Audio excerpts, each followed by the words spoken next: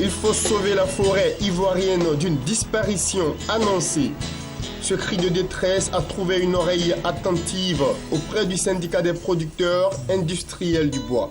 Conscient de l'incapacité du gouvernement à réaliser à lui seul ce défi, il vient d'organiser, en appui avec l'Union européenne, un séminaire pour former et sensibiliser ses membres sur les enjeux du nouveau code forestier.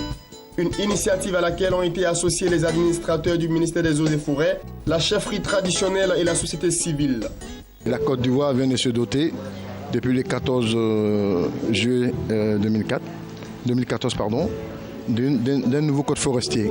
Parce que l'ancien remonte à 1965 et ce code ne répondait pas aux exigences des enjeux du moment. Et donc le nouveau code forestier avait besoin d'être éclairé, d'être expliqué, n'est-ce pas, au collège, aux membres du collège secteur privé et à travers eux, à la société civile, à l'administration elle-même, pour que chacun s'approprie l'esprit et la lettre de la loi.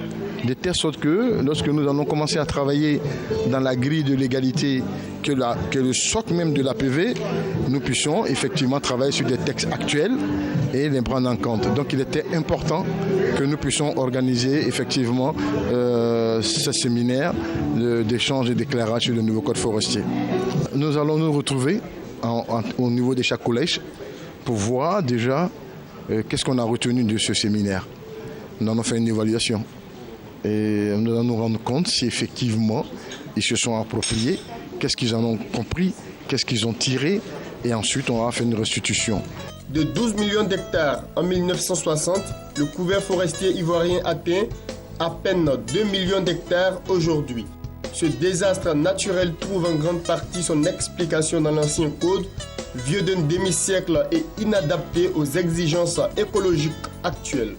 Dire que ce code, l'ancien code qui a été promulgué en 1965, est un code qui a été élaboré dans un contexte d'abondance de forêt en Côte d'Ivoire. Nous avions à peu près 40% de nos territoires qui étaient couverts de forêts, et des forêts denses et riches. Aujourd'hui, nous sommes en 2015, près de 50 ans, un demi-siècle, et nous constatons qu'au lieu de 40% de superficie, nous sommes aujourd'hui à moins de 2 millions d'hectares de forêt, ce qui est énorme. Déjà, en regardant ces statistiques, nous savons que l'ancien code qui régissait la gestion forestière en Côte d'Ivoire avait quelques problèmes et n'est plus adapté au contexte actuel. Notamment, je pourrais citer pêle-mêle, il y a le fait que les agents des eaux et forêts étaient limités dans leur intervention. Il y avait aussi, compte tenu du contexte qui était, disons, en 1965, il y avait le fait que l'ancien code n'était pas assez répressif. Donc, les opérateurs, les frauduleux, par exemple, ils préféraient payer des amendes et continuer dans leur fraude absolue. Et l'arbre n'avait pas de statut. Et il faut reconnaître que la forêt appartenait aussi à l'État. Qui dit État, tout le monde est l'État. Et on fait ce qu'on veut. Voilà quelques éléments qui apparaissent, qui transparaissaient comme insuffisance au niveau de cette loi, qui en plus n'était pas en adéquation avec les évolutions en matière de gestion forestière au niveau international et au niveau national. Donc voilà un peu quelques insuffisances qu'il y avait, qu'il fallait corriger absolument au travers de ce nouveau code. L'État n'est plus le seul gestionnaire des forêts. On donne la possibilité à l'ensemble des populations vivant sur le territoire ivoirien de pouvoir avoir sa forêt et de la gérer conformément aux règles de l'art. La deuxième chose, c'est qu'on offre la possibilité aux agents désormais d'être des OPJ, c'est-à-dire qu'ils peuvent conduire les délinquants devant le procureur de la République, ce qui n'était pas le cas avant. La troisième chose, c'est qu'il y a le volet pénal qui est très fort, qui fait par exemple que quelqu'un qui triche une fois qu'on l'attrape, il ne peut plus récidiver. S'il récidive, il est conduit immédiatement devant les autorités judiciaires.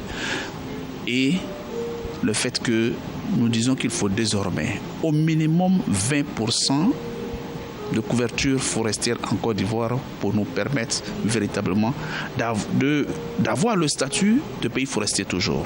Ce sont des innovations très très très importantes que nous avons, mais nous avons aussi un élément qui est très important, c'est le fait que l'arbre a un statut désormais. L'arbre a un statut et la loi autorise la définition d'un mécanisme de financement durable de la forêt qui était une insuffisance au niveau de l'ancien code.